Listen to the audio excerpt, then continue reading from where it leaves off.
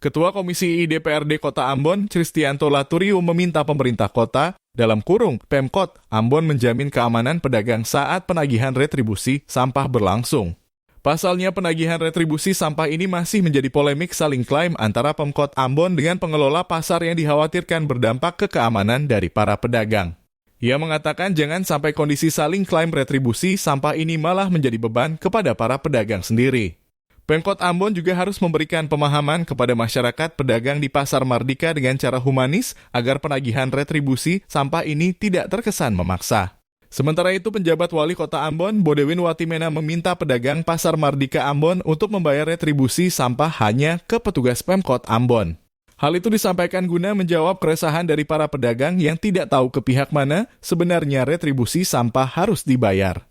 Ia menjelaskan penagihan retribusi sampah oleh Pemkot memiliki landasan hukum yang jelas, yakni berdasarkan peraturan daerah dalam kurung Perda dan peraturan wali kota dalam kurung Perwali.